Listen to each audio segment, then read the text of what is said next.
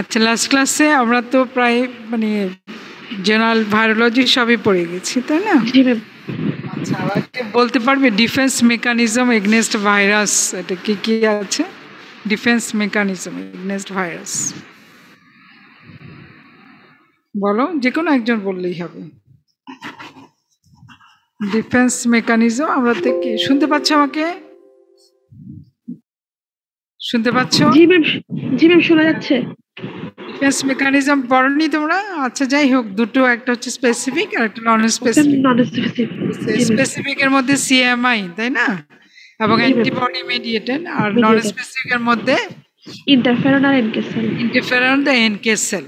এই তো পারো তোমরা। যাই হোক, আজকে একটু একটা ইন্ডিভিজুয়াল ভাইরাসগুলি এখন শুরু করি। আমরা ভাইরাসের রুট অফ ট্রান্সমিশন, কোন কোন ভাইরাস কোন কোন রুটে ট্রান্সমিশন হয়, মোরলের সবটাই আমরা দেখেছি। কোনগুলি জিআই দিয়ে, কোনগুলি blood transfusion, that means the parenteral route. হ্যাঁ, এইভাবে যাচ্ছে। আজকে যেটা পড়বো সেটা হচ্ছে ভাইরাস ইনফ্যাক্ট দ্য জিআইটি। আমাদের আগেই পড়া আছে, তারপর আমরা একটু দেখছি। পলিও ভাইরাস, হেপাটাইটিসের মধ্যে হেপাটাইটিস এ এবং ইটা এখানে আসে নাই। হেপাটাইটিস এ এবং ই, রোটা ভাইরাস, নরওয়াক ভাইরাস এবং আইডিনো ভাইরাস। পলিও ভাইরাস নামটা শুনে বোঝাচ্ছ কি করে? পলিও মাইলাইটিস করে, অথবা 90% কেসে asymptomatic. Hepatitis A virus, hepatitis E virus, দুটা রুটই ট্রান্সমিশন আমরা আবার একটু মনে রাখার চেষ্টা করি। ফিকোরাল রুট, জন্ডিস রোডটা, নরওয়ার্ক, এগুলি সাধারণত কি করে? ইনফ্যান্টাল বাচ্চাদের ডায়রিয়া করে। হ্যাঁ, সেটাই। তাহলে virus in fact the GIT.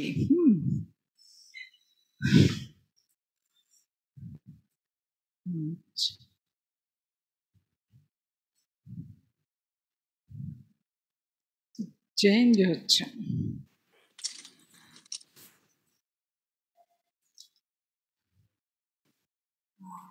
Now the polio virus যেটা আমরা পড়বো সেটা একটা আরএনএ ভাইরাস। এটা জেনারেল ক্যারেক্টারিস্টিক্স, এটা আরএনএ ভাইরাস, এটা নন এনভেলাপ ভাইরাস, তার মানে এটার এনভেলাপ নেই।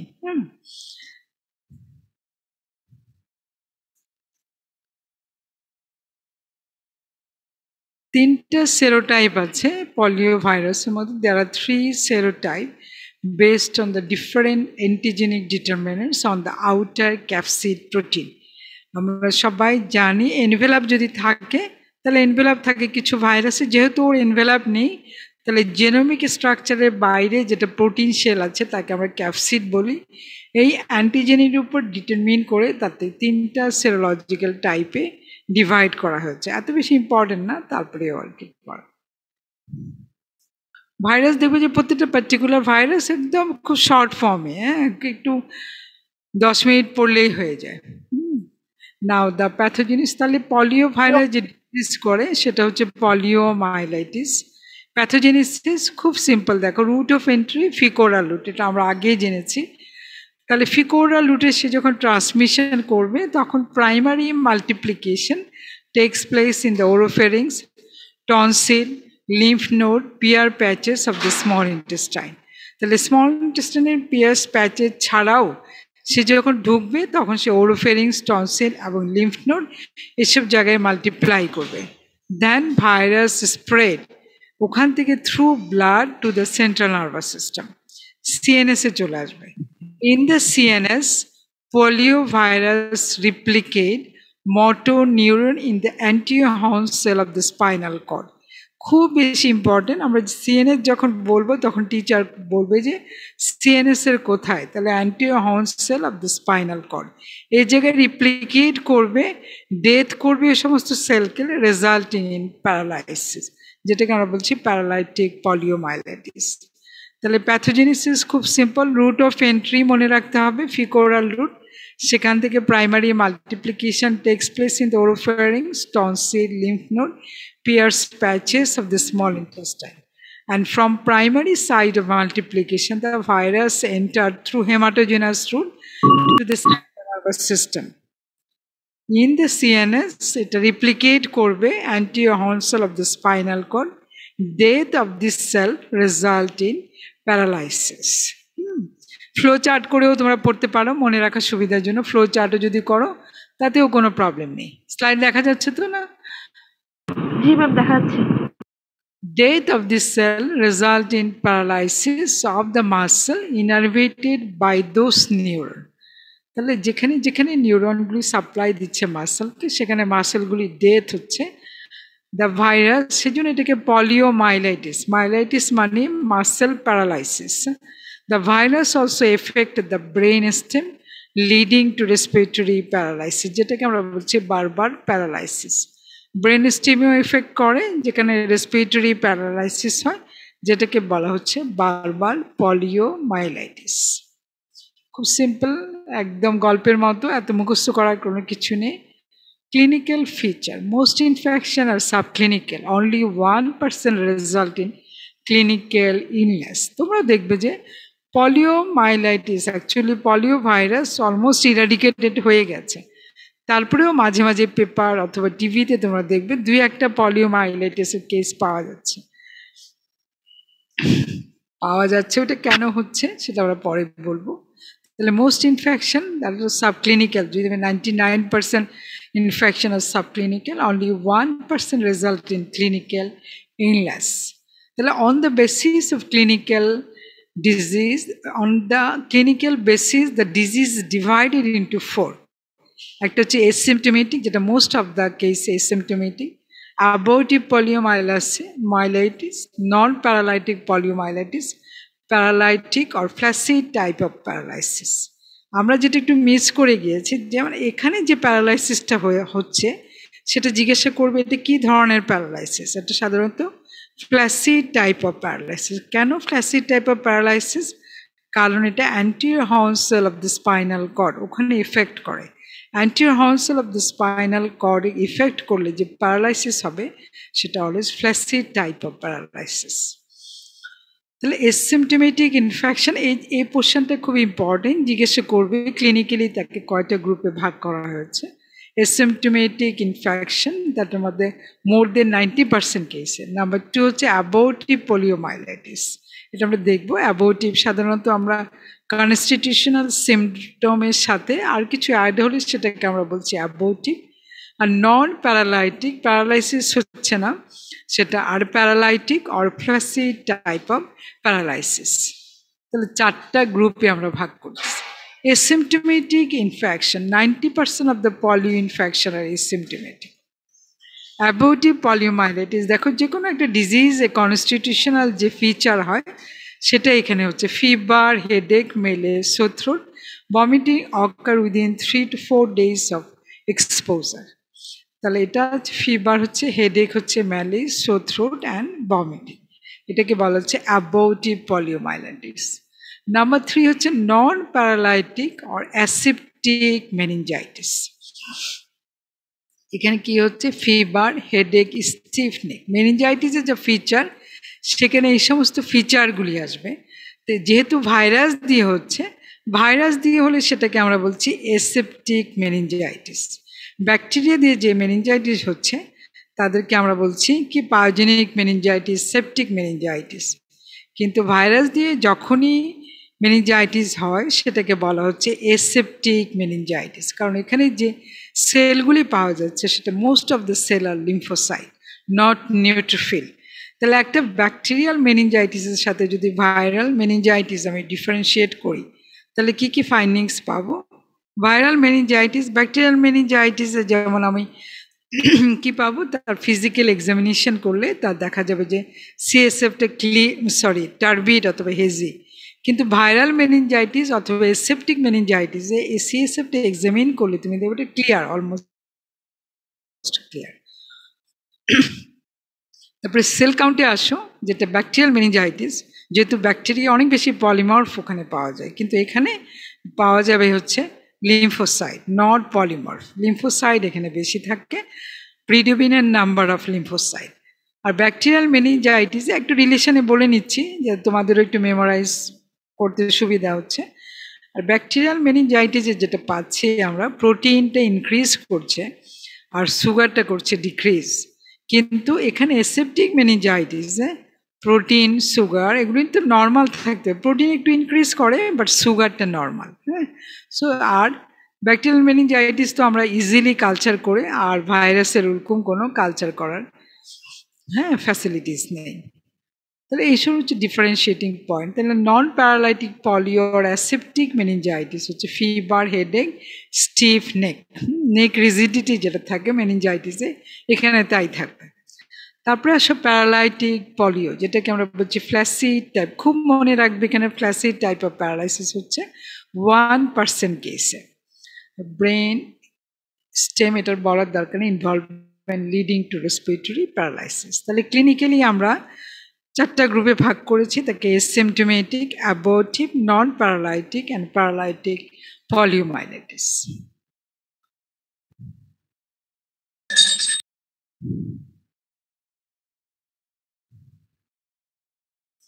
আমি এই কথাটা কেন বললাম এই স্লাইডে দেখো, the success of the vaccine poliomyelitis case by the wild type virus has been eradicated. Poliomyelitis almost eradicated, but in rare cases occur mainly in people exposed to reversion of the attenuated virus in the live vaccine. অনেক সময় তুমি vaccine দিয়েছো, live ভ্যাকসিনের ডিসঅ্যাডভান্টেজটা আমরা পড়েছি, কারণ এটা যদি রিভার্সন হয় তাহলে কি হচ্ছে, আবার ওখানে ভাইরাসটা গ্রো করে ডিজিজ হচ্ছে, তখন সেই জন্য কিছু কিছু পার্সনে দেখা যাচ্ছে অনেক দিন পরে আবার প্যারালাইটিক পলিও হচ্ছে, আদারওয়াইজ এটা অলমোস্ট ইরাডিকেটেড। তোমরা বলতে পারবে নেক্সট কোন ভাইরাসকে ইরাডিকেট করার জন্য সিলেকশন করা হয়েছে, জানা আছে? অথবা ভাইরাস ইরাডিকেট করতে হলে আমাদের কি কি ক্রাইটেরিয়া আসলে আমরা দেখবো আমরা। হ্যাঁ, একটা ভাইরাস ইরাডিকেট করতে হলে নেক্সট যে ভাইরাসটা ইরাডিকেট করার চিন্তা ভাবনা হচ্ছে সেটা হচ্ছে মিজলস। আর যেটা ভাইরাস এগুলি সব কিন্তু জিজ্ঞাসা করে ভাইভাতে, ভাইরাস ইরাডিকেট করার জন্য তোমার কি কি ক্রাইটেরিয়া থাকতে হবে ভাইরাসের। একটা ক্রাইটেরিয়া হচ্ছে তার অনলি ওয়ান সেরোটাইপ থাকতে হবে। সেরোটাইপ একটা হলে তাকে ইরাডিকেট করা অনেক বেশি সুবিধা। ইরাডিকেট করা অনেক বেশি, যদি অ্যান্টিজেনিক রিভার্সন হয় তাদের ইরাডিকেট করা অনেক বেশি ডিফিকাল্ট। অ্যানিম্যাল রিজার্ভার থাকলে তাহলে ইরাডিকেট করা অনেক বেশি ডিফিকাল্ট। হ্যাঁ, সো অনেক কিছু কেস আছে যাদেরকে, তাহলে এই সমস্ত 2-একটা ক্রাইটেরিয়া আছে যেগুলি দিয়ে আমরা ভাইরাস ইরাডিকেট করে ফেলতে পারি।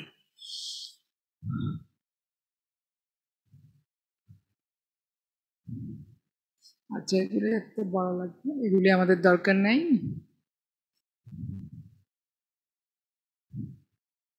আচ্ছা, আরেকটা কথা বলা হচ্ছে post polio syndrome.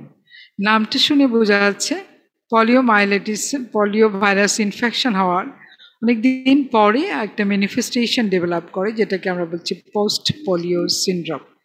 That occur many years after acute illness, mark deterioration of the residual function of the affected muscle occur by many years after the acute cases. The cause is unknown. মাসেলের যে deterioration অনেক বছর পরে হয় সেটাকে বলা হচ্ছে post polio syndrome. খুব বেশি ইম্পর্টেন্ট না, হ্যাঁ কিছু। Now the prevention of the poliomyelitis, prevention আমরা কিভাবে করব সেটা সবাই তোমরা জানো। আমরা কিভাবে প্রিভেনশন করব? By vaccination. অ্যান্সারটা হবে বাই ভ্যাকসিনেশন। তাহলে কি কি ভ্যাকসিন আছে? লাইভ ভ্যাকসিন এবং কিল ভ্যাকসিন। লাইভ ভ্যাকসিনকে কি বলা হচ্ছে? সাবিন ভ্যাকসিন অথবা ওরাল পলিও ভ্যাকসিন। কিল ভ্যাকসিনকে বলা হচ্ছে সক ভ্যাকসিন। এটা মনে রাখতে হবে। তাহলে এখান থেকে তোমার কোশ্চেন আসবে, what are the advantage and disadvantage of the live polio and kill polio vaccine. তাহলে আমরা আরেকবার একটু রিভিউ করি, দেখি এখানে আছে কিনা, আরেকটু রিভিউ করি।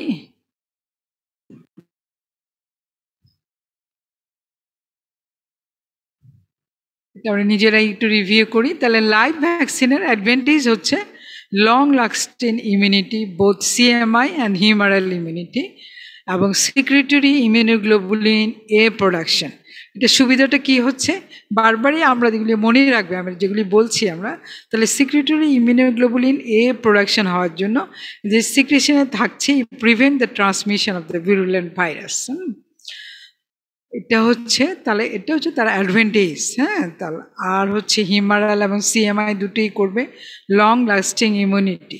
ডিসঅ্যাডভান্টেজের মধ্যে হচ্ছে, এটা বারবারই একই কথা, সেটা হচ্ছে রিভার্সন টু ভিরুলেন্স, রিভার্ট করে যেতে পারে। So this vaccine can not be, কাঁধে দেওয়া যাবে না, প্রেগনেন্ট লেডি এবং কাদের ইমিউনো কম্প্রোমাইজ পারসন। আর কিল ভ্যাকসিন সাধারণত দেওয়া হয় না, এটা হচ্ছে আমরা কিল ফর্মে দিয়ে থাকি।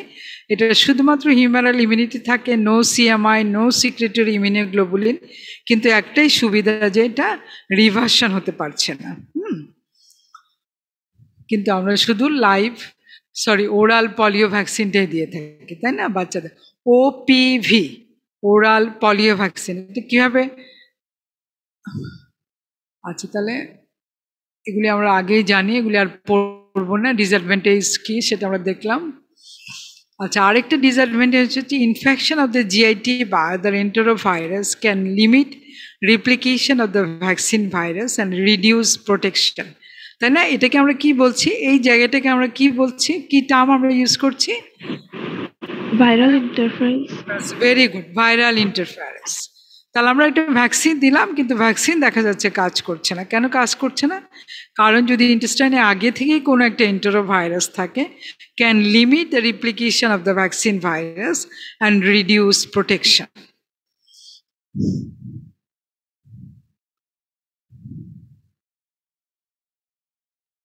এগুলি আমাদের দরকার নেই। তাহলে ইমিউনাইজেশন আমরা কিভাবে প্রিভেন্ট করব? অ্যাক্টিভ ইমিউনাইজেশন বা ওরাল পলিও ভ্যাকসিন, এগুলি আমাদের দরকার নেই। নাও দ্য ল্যাবরেটরি ডায়াগনোসিস, খুব সিম্পল ল্যাবরেটরি ডায়াগনোসিস। আমরা কি করব? পলিও ভাইরাস সাধারণত মানে কিভাবে ডিটেকশন করা যায়? একটা হচ্ছে সেল লাইন কালচার করে আমরা করতে পারি, আরেকটা ইলেকট্রন মাইক্রোস্কোপে আমরা ডিটেকশন করতে পারি, আরেকটা হচ্ছে serological test by detection of antigen এবং অ্যান্টিবডি, আরেকটা পিসিআর করে আমরা ভাইরাসটাকে ডিটেকশন করতে পারি, তার নিউক্লিক অ্যাসিড ডিটেকশন। তাহলে আমাকে যখন জিজ্ঞাসা করবে ল্যাবরেটরিতে তুমি কিভাবে পলিও ভাইরাস ডিটেকশন করবে, তাহলে প্রথমেই আমার আনসার হবে, যেহেতু আমরা সেল লাইন কালচার একদমই করি না, তাহলে আমি এটা লাস্টে নিয়ে যাচ্ছি। তাহলে আমরা কি বলবো? Detection of antibody. এটার অ্যান্টিজেন ডিটেকশন করা যায় না, detection of antibody by ELISA দিয়ে এটার অ্যান্টিবডিটা ডিটেকশন করতে পারবো। তারপরে আর কি করতে পারি? Identification of the virus by, অথবা detection of the virus by electron microscopy. এগুলি সব কথাই বলবে। Detection of the nucleic acid by RTPCR, যেহেতু এটা একটা আরএনএ ভাইরাস, তাহলে detection of the nucleic acid by RTPCR, এবং লাস্টে আমরা নিয়ে যাই isolation of the virus by cell line culture. ঠিক আছে, অ্যাকর্ডিং টু ইম্পর্টেন্স আমি কথাগুলি বললাম। তাহলে পলিও ভাইরাস খুব সিম্পল, এগুলি ছোট ছোট জিনিস, এগুলি এটা শেষ। গল্পের মতো পড়বে। ভ্যাকসিন শিডিউল, এগুলি কমিউনিটি মেডিসিনেও পড়েছো, আমরা আর পড়াতে চাচ্ছি না।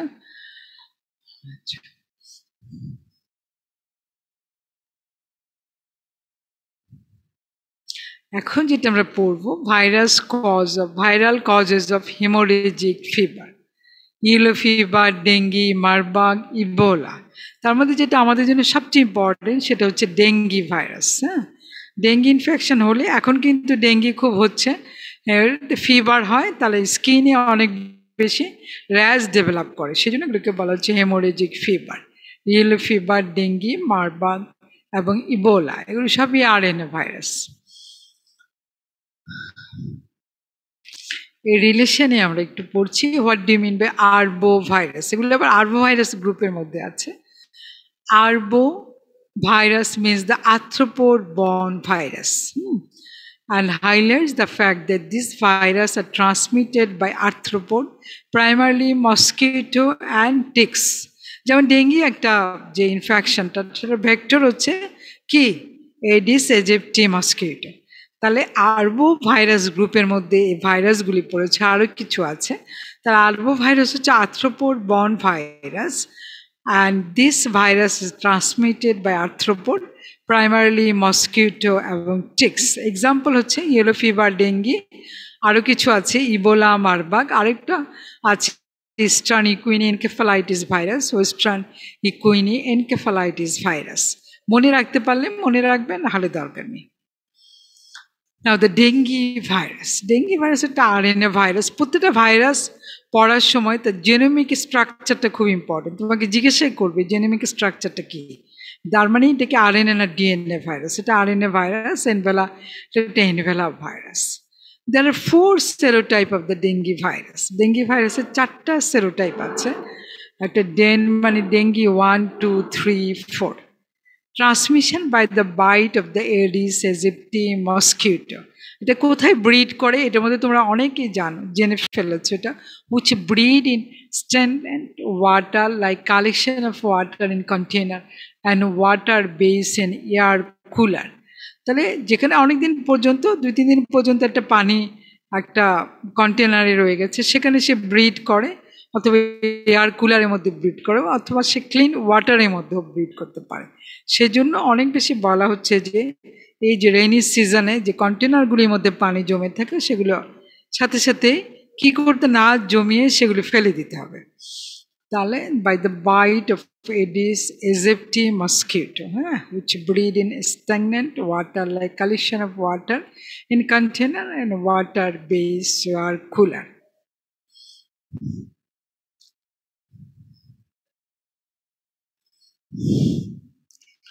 আচ্ছা, এগুলো আমি একটু পড়ে যাই। There are 4 serotype of dengue virus, all producing a similar clinical symptom. আচ্ছা, হোমোটাইপিক ইমিউনিটি মানে একই ধরনের immunity after infection with one of this serotype is life long. মানে একটা সেরোটাইপ দিয়ে যদি ইনফেকশনটা হচ্ছে সেটার immunity life long. But heterotypic immunity against the other serotype, তোমরা এর প্যাথোজেনেসিস পড়ালে বুঝতে পারবে, other serotype last only a few month after infection. একটা সেরোটাইপ দিয়ে যদি ইনফেকশন হয় এটার ইমিউনিটিটা লাইফ লং হচ্ছে। যেহেতু 4টা সেরোটাইপ, তার মধ্যে আরেকটা দিয়ে যদি ইনফেকশন হয় সেম পার্সনের, এটাকে তখন বলছে heterotypic immunity last only a few month after infection.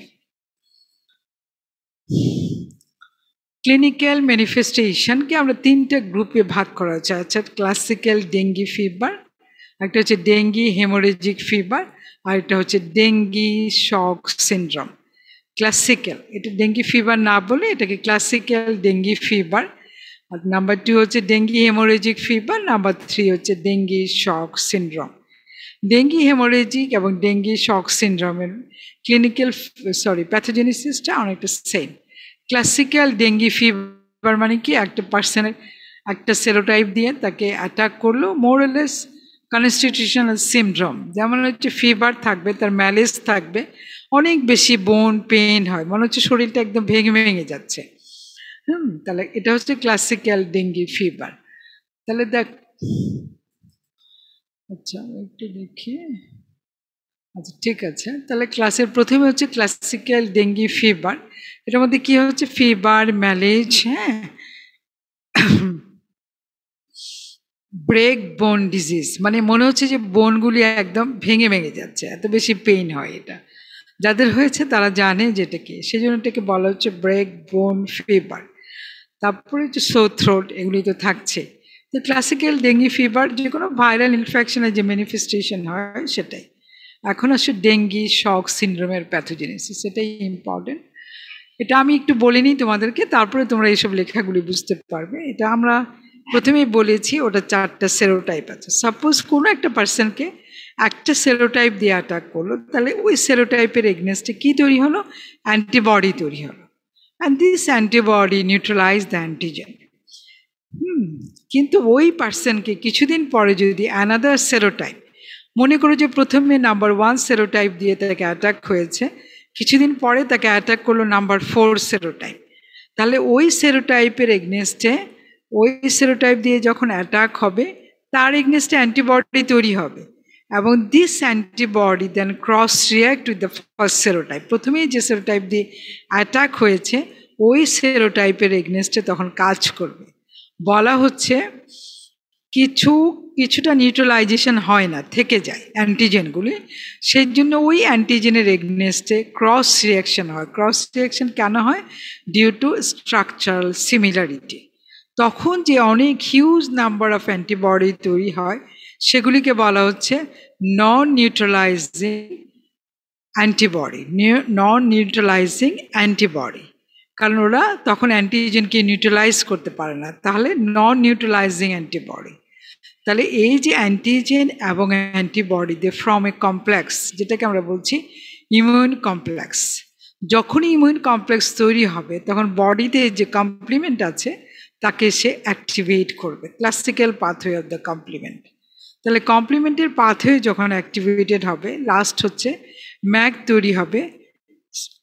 ম্যাকের মধ্যে যাবে না, কিছু তার প্রোডাক্ট তৈরি হবে যেটাকে বলা হচ্ছে, আমরা কি বলি C3A 4A এবং 5A, তাদের কাজ হচ্ছে কি অ্যানাফালোটক্সিন, সেটা করবে। আরেকটা হচ্ছে এইসব যে নন নিউট্রালাইজিং অ্যান্টিবডিগুলি তৈরি হচ্ছে তাদের কাজ হচ্ছে অনেক বেশি অ্যান্টিজেন, দ্যাট মিনস দ্য ভাইরাসকে কার ভিতরে এন্ট্রি করতে হেল্প করবে, ম্যাক্রোফেজের মধ্যে।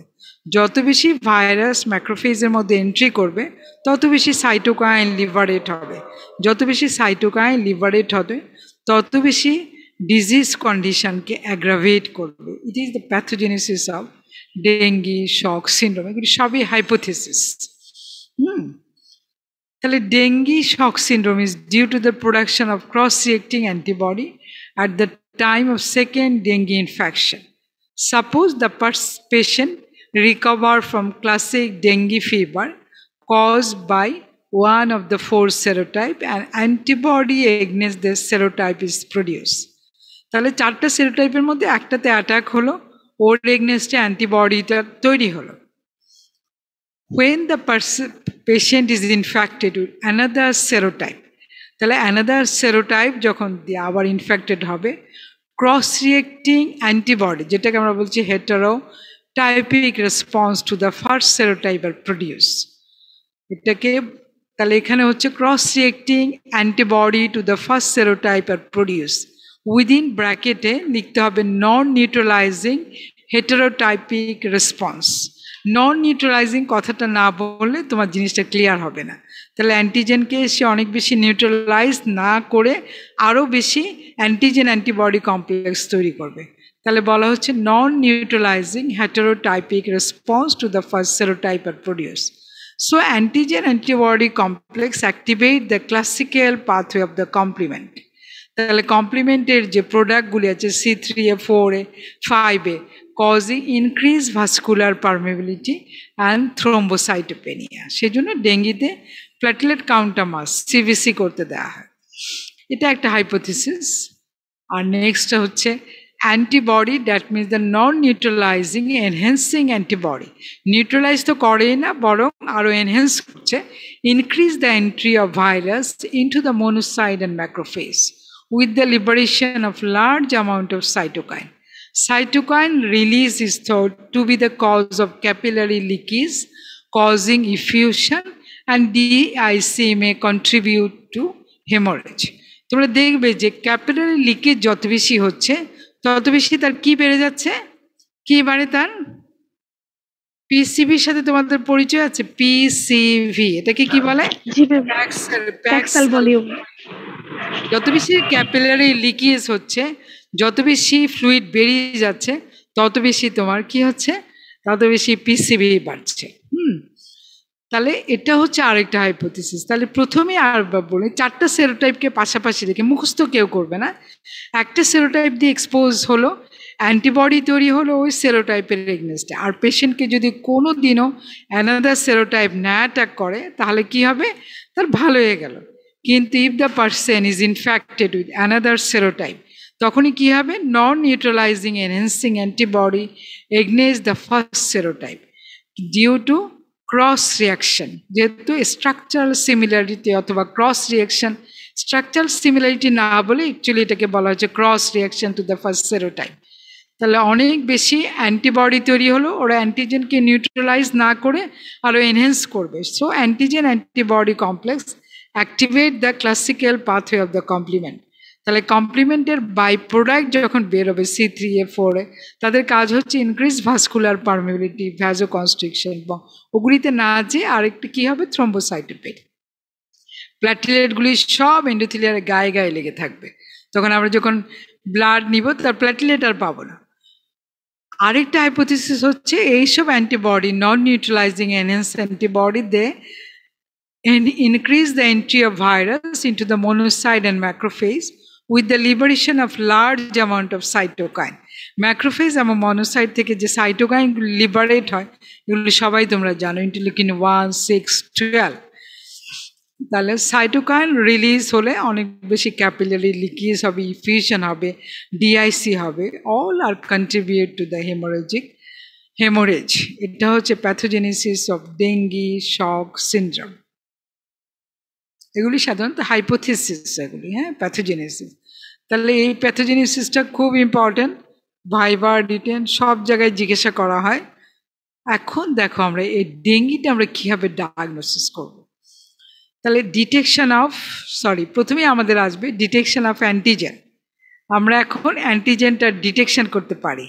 তাহলে ডায়াগনোসিসের নাম্বার 1 হচ্ছে ডিটেকশন অফ অ্যান্টিজেন। যে অ্যান্টিজেনটা আমরা ডিটেকশন করব সেটাকে কি বলা হচ্ছে? NS1 antigen.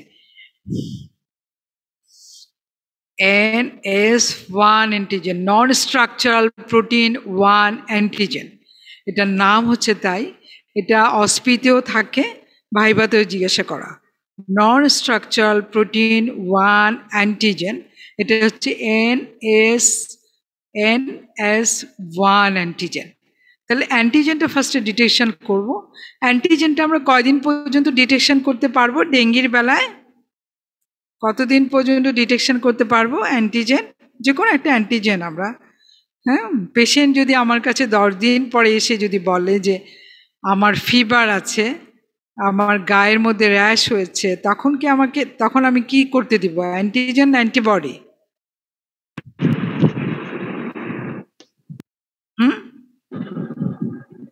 কি করতে দেওয়া হবে? অ্যান্টিবডি। Very good. তাহলে আমরা উইদিন 5 ডেজের মধ্যে পেশেন্ট আসলে তাকে আমি NS1 অ্যান্টিজেন করতে দিব। তারপরে হলে, কারণ আমি জানি যে 5 ডেজের পরে অথবা 3 to 5 ডেজের পর থেকে আমাদের কি হয়, অ্যান্টিবডি তৈরি হওয়া শুরু হয়।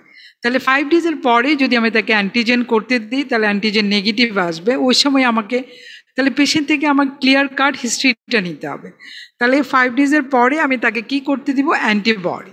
তাহলে অ্যান্টিবডির মধ্যে দেখো detection of antibody, antigen antibody দুটো যে নিয়মে করা হয় তার নাম হচ্ছে ICT। ICT মানে কি? Immunochromatographic test. এটা আমরা অ্যান্টিজেন অ্যান্টিবডি রিয়াকশনের সময় পড়েছি। তাহলে অ্যান্টিজেন এটা জিজ্ঞাসা করবে, অ্যান্টিজেন তুমি কিভাবে দেখবে? NS1 antigen by ICT। আবার ICT করে আমরা কি দেখব? অ্যান্টিবডিটাও দেখব। তাহলে নাম্বার 2 হচ্ছে detection of antibody, IgM IgG। যদি ওখানে 3টা ব্যান্ড দেওয়া থাকে, একটা কন্ট্রোল, একটা IgM আর একটা IgG। যদি কন্ট্রোলের সাথে IgM থাকে তাহলে আমরা ইন্ডিকেট রিসেন্ট ইনফেকশন, আর কন্ট্রোলের সাথে যদি IgG থাকে indicate the past infection. IgG থাকা মানে প্রিভিয়াস ইনফেকশন। তোমরা সবাই জানো IgM মানে ইট ইন্ডিকেট দ্য অ্যাকুইট ইনফেকশন। কোনো একটা ব্যান্ডের মধ্যে, কোনো একটি স্ট্রিপের মধ্যে যদি বোথ IgM IgG এবং কন্ট্রোল থাকে ইন্ডিকেট দ্য সেকেন্ডারি ইনফেকশন। তার মানে অ্যাকুইট এবং প্রিভিয়াস ইনফেকশন দুটো মিলেই হচ্ছে সেকেন্ডারি ইনফেকশন। এই 3টে ইনফেকশনের মধ্যে সবচেয়ে খারাপ কোনটা? যেটা হচ্ছে সেকেন্ডারি ইনফেকশন। তাহলে এই 3টা ডিটেকশন অফ অ্যান্টিবডি, এটি স্ট্রিপগুলি অস্পিতে দিয়ে দিবে। অস্পিতে 3টে স্ট্রিপ দিয়ে দিবে, তোমাকে বলবে ইন্টারপ্রিট করো। তাহলে কন্ট্রোলের সাথে IgM থাকলে তোমরা যখন প্র্যাকটিক্যাল ক্লাসে আসবে আমরা এটা একদম ফিজিক্যালি দেখিয়ে দিব আসলে। তাহলে IgM থাকলে এটা তোমরা লিখবে অ্যাকুইট ইনফেকশন, IgG থাকলে পাস্ট ইনফেকশন, বোথ থাকলে ইট ইন্ডিকেট দ্য সেকেন্ডারি ইনফেকশন। তাহলে নাম্বার 2 হচ্ছে অ্যান্টিবডি ডিটেকশন। নাম্বার 3 আমরা যেটা করতে পারি, নিউক্লিক অ্যাসিড ডিটেকশন করতে পারি আমরা বাই PCR। তারপরে আমরা complete blood count, blood test করব। কারণ আমরা সবাই জানি যে যদি CBC মানে কমপ্লিট ব্লাড কাউন্ট, তাহলে এখানে আমরা কি করব? এখানে আমরা কি পাবো? যে কোনো ভাইরাল ইনফেকশনে আমরা যেটা পাই লিউকোপেনিয়া উইথ লিম্ফোসাইটোসিস, ঠিক নাকি বলো? যে কোনো ভাইরাল ইনফেকশনে আমরা যা পাই অনেক সময় যে বেশিরভাগ ক্ষেত্রে দেখা যায় যে লিম্ফোসাইট কাউন্টটা বেশি থাকে এবং total count of WBC normal থাকতে পারে, কমেও যায়। আরেকটা হচ্ছে আমরা এখানে কি পাবো, থ্রম্বোসাইটোপেনিয়া। কেন আগে আমি প্যাথোজেনেসিস বলেছি, থ্রম্বোসাইটোপেনিয়া মানে প্ল্যাটলেট কাউন্ট কমে যাবে। প্ল্যাটলেট কাউন্ট অনেক কমে যায় এখানে।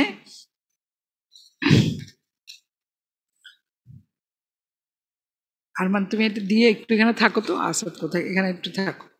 তাহলে কমপ্লিট ব্লাড কাউন্টের মধ্যে তোমাকে বলতে হবে লিকোপেনিয়া উইথ লিম্ফোসাইটোসিস, আর একটা হচ্ছে থ্রম্বোসাইটোপেনিয়া। সাধারণত এই যে র্যাশগুলি ডেভেলপ করে অথবা ব্লিডিং শুরু হয় আমাদের যদি প্লেটলেট কাউন্ট 30 অথবা 20,000-এর মতো আসে, তখন পেশেন্টের কন্ডিশন কিন্তু খুব খারাপ। সেজন্য ডেঙ্গি পেশেন্টের আমাদের টাইম টু টাইম সকাল বিকাল এরকম করে আমাদের প্লেটলেট কাউন্ট দেখতে হয়। কোনো একটা পার্সনের প্লেটলেট কাউন্ট এখন দেখা গেল 1 লাখ অথবা 1.5 লাখ, যদি এটা গ্রেজুয়ালি ডিক্রিজ হয় তখন কোনো রিস্ক না নিয়ে পেশেন্টকে আসলে অ্যাডমিট করে দিতে হয়, ফ্লুইড দিতে হয়, তার প্লেটলেট এগুলি এই সমস্ত দেওয়া হয়, ম্যানেজমেন্ট আর কি। তাহলে আমাদের কমপ্লিট ব্লাড কাউন্টের মধ্যে আমরা লিকোপেনিয়া পেতে পারি উইথ লিম্ফোসাইটোসিস, আরেকটা হচ্ছে থ্রম্বোসাইটোপেনিয়া। তাহলে ডায়াগনোসিস আমরা এইভাবে করতে পারি। নাম্বার 1 হচ্ছে detection of antigen, NS1 antigen, non structural protein 1 antigen. জিজ্ঞাসা করা হয় what do mean by NS1 antigen. তাহলে এটা আমরা সাধারণত উইদিন 5 ডেজের মধ্যে ডিটেকশন করব। আফটার 5 ডেজ আমরা ডিটেকশন করবো antibody by ICT, IgM, IgG, both IgM এবং IgG পেলে আমরা বলবো ইন্ডিকেট দ্য সেকেন্ডারি ইনফেকশন। আর এটা হচ্ছে complete blood count, leukopenia with lymphocytosis, এবং এটা কি পারি থ্রম্বোসাইটোপেনিয়া। যেন ভাইরাল ডিজিজে আমরা যে লিম্ফোসাইটটা পাই অনেক সময় দেখা যায় যে এখানে ম্যাচিউর লিম্ফোসাইটের সাথে আর কি লিম্ফোসাইট পাওয়া যায় বলতে পারবে? Reactive lymphocyte. রিঅ্যাক্টিভ লিম্ফোসাইট মানে কিরকম দেখতে ওগুলি? ম্যাচিউর এবং রিঅ্যাক্টিভ লিম্ফোসাইট এই দুটোর মধ্যে ডিফারেন্সিয়েট করতে পারবে? কোশ্চেন কঠিন হয়ে গেল তাই না? আচ্ছা থাক, যাই হোক, বাদ দাও। তাহলে এটা হলো। আর আমরা কি বললাম, পিসিআর দিয়ে আমরা নিউক্লিক অ্যাসিড ডিটেকশন করতে পারবো। যে পিসিআর করব সেটা হচ্ছে RT-PCR। তাহলে এখানে স্লাইডের মধ্যে নাই, এগুলি তোমরা সব পিসিআর আসলে অ্যাকচুয়ালি ভাইরাস প্যারাসাইট এগুলির মধ্যে সব জায়গায় বলতে হবে, বিশেষ করে ভাইরাসের বেলায় পিসিআরটা ভুলে গেলে চলবে না। প্রিভেনশন আমরা কীভাবে করবো, কোনো অ্যান্টিভাইরাল ড্রাগস অথবা vaccine is not available. Outbreak is control, এটা সবাই তোমরা জানো, সারাক্ষণই পোস্টারিং হচ্ছে, টিভিতে হচ্ছে। Outbreak is controlled by using insecticide and draining stagnant water that serve as the breeding place for the mosquito. বারবারই বলা হচ্ছে না, পেপার পত্রিকা বলা হচ্ছে মশা নিধন করার জন্য। তাহলে এই সমস্ত দিয়ে আমরা আউটব্রেকটা কন্ট্রোল করতে পারি, কন্ট্রোল বাই ইউজিং ইনসেকটিসাইড। এটা অ্যাকচুয়ালি ডেঙ্গি যেটা হচ্ছে সেটা হচ্ছে ডে বাইটিং মসকিউটো, দিনের বেলায় কামড়াচ্ছে। দেখা যাচ্ছে যে আফটারনুনে সাধারণত এগুলি বেশি মশাগুলি বেশি কামড়ায়। সেই জন্য তোমাদের বাচ্চাদের, আমাদের অ্যাডাল্ট পার্সনের চেয়ে বাচ্চাদের ইনফেকশনটা ডেঙ্গি বেশি হচ্ছে, কারণ ওরা তো একটু এক্সপোজ থাকে সেই জন্য। তাহলে ডেঙ্গি শেষ হলো, তার আগে আমরা কি পড়ালাম? আচ্ছা,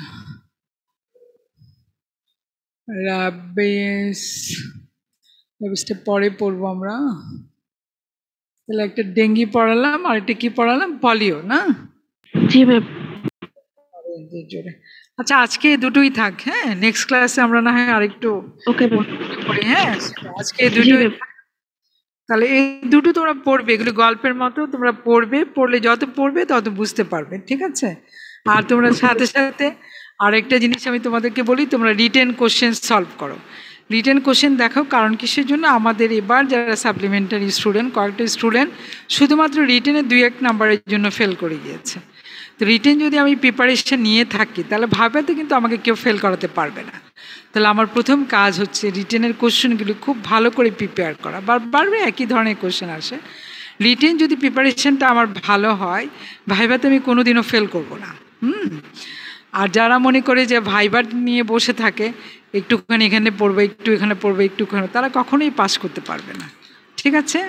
তাহলে নেক্সট ক্লাসে আমি অন্যটা দেখবো, ঠিক আছে? Thank you. ওয়ালাইকুম আসসালাম।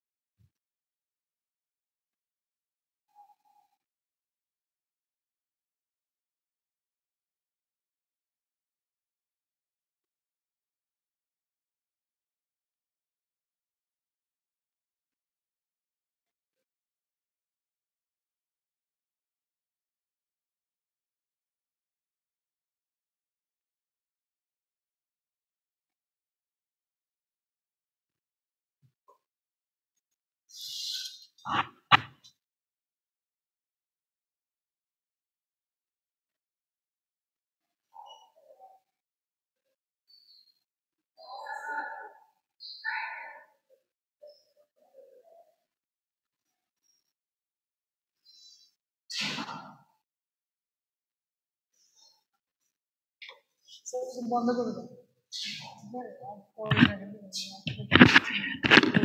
কঠিন লাগছে না না না একটু বন্ধ করে দাও দিকে পড়াচ্ছি তো দিকে পড়ছি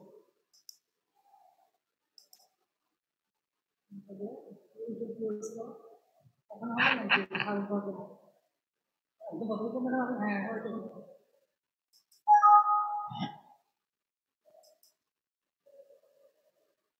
stop